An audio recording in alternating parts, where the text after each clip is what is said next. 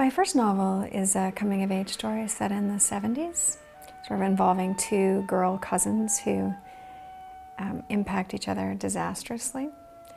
So when I was thinking about a second novel, I actually had no idea. I was in the weeds. I really had no idea what I was going to do, and all felt sort of random. I could write about anything, and I was waiting for inspiration.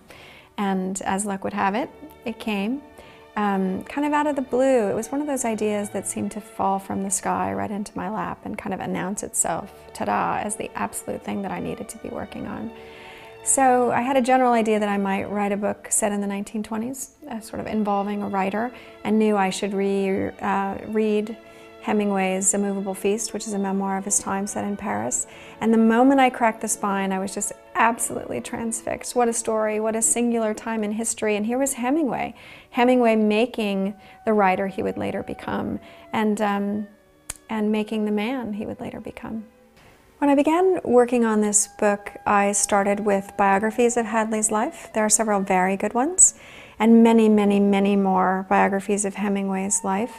And then I found an archive of the love letters that Hadley wrote Ernest during their courtship, which are archived in Boston at the John F. Kennedy Memorial Library, along with lots and lots of his papers and manuscripts. And it was really remarkable for me to sit with her voice and to be absolutely swept away by it's a love story, the beginning of one of our greatest, I think, love stories, at least in literary history.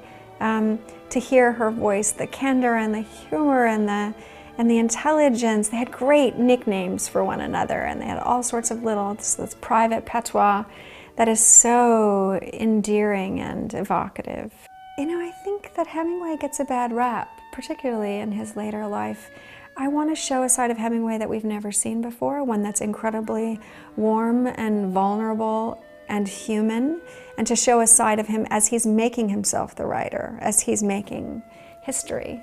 But I also think that the complexities of the love story between Hadley and Ernest are timeless, and that her challenges as a woman and her roles as his muse, as his lover, as his wife, as the mother to their child, are the same issues that women today struggle with. So I guess I want people to feel like they understand her, particularly women. They understand her struggles, they understand the depth and complexity of what it must have been like to be married to such a powerful and, you know, he was larger than life, right?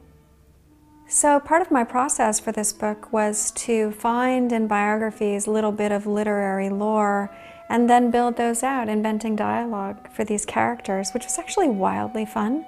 It was unbelievably liberating to take F. Scott Fitzgerald, who I've always admired so much, and Zelda, and sort of put them in action.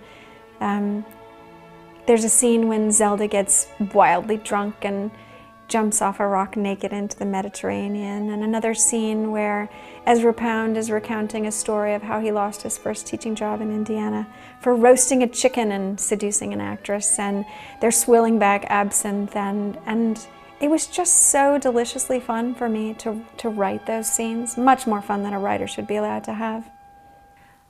I think that regardless of the heartbreaking end of the Hemingway's marriage, that they really did have a love for one another that was profound and real and true and everlasting.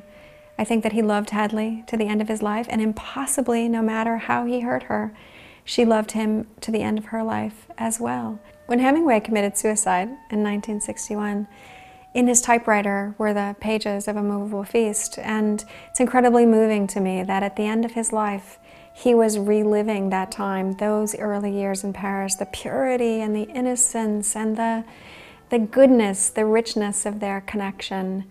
My book is a chance for Hadley to come forth and add her point of view, her voice, her warmth, her richness, and that's really what I hope readers take away from The Paris Wife.